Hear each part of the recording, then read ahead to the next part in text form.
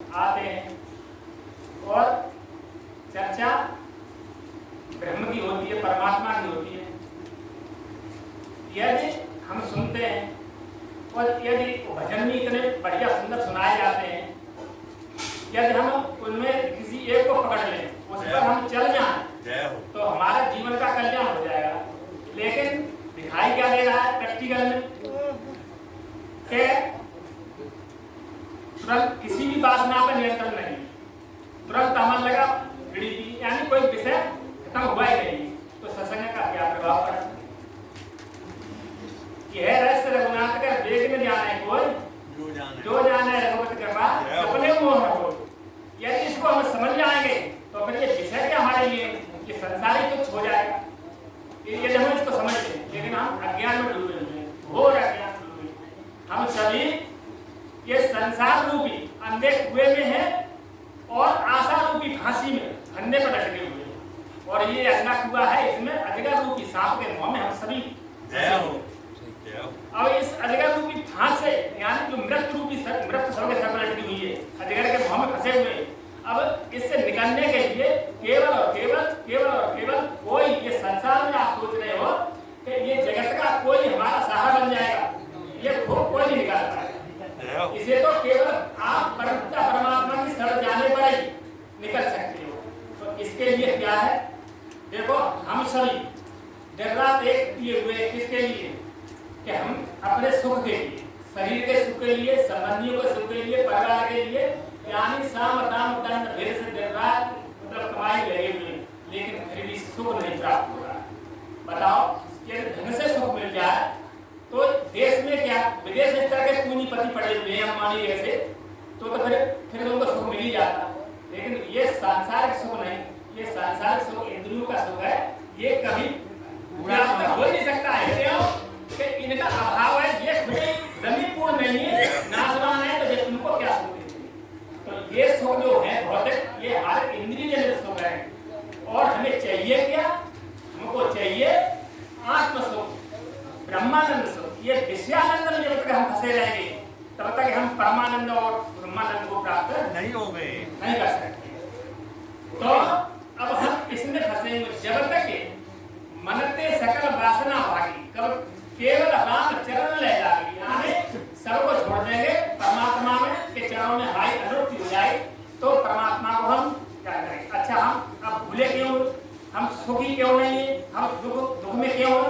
इस अनित्य संसार को सत्य मान करके हम व्यवहार कर रहे हैं, है ये असत्य, तो हम इसको सत्य मान के इसमें चल रहे हैं और परमात्मा को भूले हुए।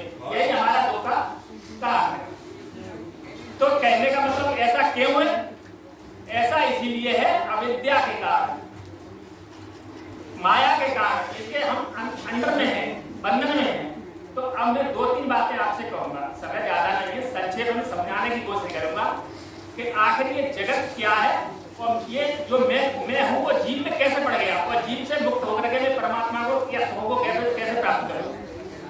तो देखो, जो भगवान ने इस संसार में रचना की, क्योंकि उन्होंने लोकवंत लीला केवल, ये देव का सूत्र है, भगवान ने संसार को अपने रमण के लिए बनाया, अपनी लीला करने के लिए बनाया। तो ये उसके लिए उन्होंने दो शक्ति तैयार की। एक तो पराशक्ति बोलते हैं, जैसे पांचों भूत और मन बुद्धि अहंकार, ये जड़ है, ये माया है, माया शक्ति, इसको परमात्मा ने अपनी शक्ति प्रदान कर दी। और दूसरी है चेतन शक्ति। तो जब परमात्मा की चेतन शक्ति और माया शक्ति का दोनों का ये भ्रमित संबंध, ये झूठा संबंध बना है नहीं, लेकिन बन गया। अब वो चेतन कह रहा है कि मैं ये शरीर हूँ, ये मन बुद्धि इंद्रियां में हूँ, सदात्म बुद्धि कर ली उसने अज्ञान बस। अब जो माया के कार्य, अब वो माया के अंदर में आ गया, अच्छी तरह से फंस गया। तो माया भगवान की बनाई हुई दी हुई शक्ति है, वो माया के बाद दूसरा नंबर उसी का है, वो परमात्मा के बाद शक्ति है। तो शक्ति ने उसको मोह किया, माया ने अज्ञान बस। वो अब इंद्रियां मन बुद्धि के बीच में स्थित हो गया, वो कौन? चेतन। और वो चेतना कह रहा है कि मन हो बुद्धि हो इंद्रियां, अपने को मार रहा है। अहंकार से पैदा हो गई, अब अहंकार बस कर्ता बन गया, यहाँ कर्ता बना, कोई दुख का कारण कर्ता, ये प्रकृति क्रियमान और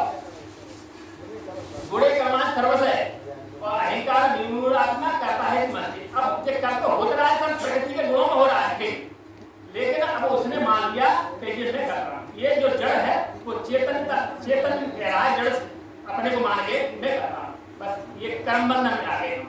अब ये कर्म बंधन में आ गए तो कर्म भोग में आ गए। जहाँ पे कर्म हमारा संस्कार बनेगा तो हमें संसार में भोगने के लिए आना पड़ेगा। तो कहने का मतलब है कि आसक्ति, ये वासना, ये चित्त में रहती है वासना, और जब तक ये हमारे चित्त की वासना नहीं निकलेगी तब तक हम बंधन से नहीं छूटेंगे। वासना ही बंधन है और वासना का निवृत्त हो जाना ही मुक्ति है। तो ये वासना कब जाएगी? भगवान के चिंतन से, मनन से। तो जितना हम समय इसमें बर्बाद करते हैं, इसमें संसार के चिंतन में, अब आप सब अपना अपना विचार करके देख लो कि 24 घंटे में हमारा कितना समय इस संसार के विषय चिंतन में चलता है और कितना चलता है हमारा ब्रह्म चिंतन में। जितना हमारा ब्रह्म चिंतन में चलता है उतना तो समय हम देंगे विषय संसार में दो, और संसार में जितना चलता है उतना ब्रह्म चिंतन में, तब तुम्हारे अंदर कुछ परिवर्तन बदलाव आएगा। नहीं तो आप विषयों में चिंतन में डूबे रहोगे, निकल नहीं पाओगे। तो भगवान वो कहते हैं जब तुम्हारी स्थिति भयंकर के, वैसे ये माया इतनी प्रबल है कि शिव चित्रानंद जाय ग्राही अपने लेखन के जीववान शिव व्यंजक को मोह है, वो है बपुरा आग और ये असत्य जान भले न माया पति भगवान। यानी जब शंकर विष्णु को मोह लिया तो फिर मुनि इसीलिए जानता है कि मेरे का हमारी क्या बात है, वो भगवान की शरण जाते हैं। कहने का मतलब ये किससे होगा? ये माया का भ्रम कब जाएगा कि बिन सत्संग न हरि कथा तेन मोहन भाग और मोह गए दिन राम पद हो न धड़ लगा। जब तक हमारी दृढ़ प्रीति परमात्मा के चरणों में नहीं हो जाएगी तब तक हमारा मोह दूर नहीं होगा। या मोह क्या है? अज्ञान, अविद्या, यही तो फसाई माया। ये माया हमारी कब जाएगी? जब हमारे परमात्मा के चरणों में अटूट प्रेम भक्ति हो जाएगी, तब जाएगी। तब भगवान कह रहे हैं कि जाति मेघ द्रव्यों में भाई सोम मम भगत भगत, सोम मम भगत भगत सुखदाई। जो भक्तों को सुख देने वाली है वो मेरी भक्ति है और उस भक्ति से ही मैं द्रवित हो जाता। यानी कहने का मतलब यह है हमारे आपके देखो जो बात चलती है ना, पहली भूमिका ज्ञान की, दूसरी भूमिका, तीसरी भूमिका। यानी पहले हमारे अंदर श्रवण करना आ जाए, फिर मनन करना आ जाए और फिर विचार करना आ जाए, तब हम जाएंगे सत्ता प्रति चौथी होगा, तब हमको ज्ञान होगा। जब तक हमें बोध नहीं होगा अपने का कि मैं कौन हूँ, तब तक हम संसार में लेकर रहेंगे, हम इससे निकल नहीं सकते हैं। तो जब हमें आपको ये शरीर मिला है तो हमारा आपका यही कर्तव्य बनता है कि ये बार बार नहीं मिलने वाला है, ये बड़े भाग्य से मिला है, तो हमको इसका विचार करना चाहिए। ये हमें अब मिल गया है तो हमें इसका सदुपयोग कर ले, दुरुपयोग नहीं करें। हम संसार से कैसे निकलने की कोशिश करें, परमात्मा को जानने की कोशिश करें। जब तक हम परमात्मा को नहीं जानेंगे, अपने को नहीं जानेंगे, तब तक शांति मिलेगी नहीं। शांति मिलती है ज्ञान से, और ज्ञान होता है वैराग्य से, और वैराग्य होता है सत्संग स्वाध्याय से। तो सत्संग, शास्त्र संग और संतों का संग, सत्कर्म ये करो और परमात्मा का भजन चिंतन में लगे रहो, अपना अभ्यास बढ़ाओ। बस समय की कमी है, मैं आप लोग सभी को ये ओम पूर्णमय पूर्णमिदं पूर्णात् पूर्णमुदच्यते पूर्णस्य पूर्णमादाय पूर्णमेवावशिष्यते। ओम शांति।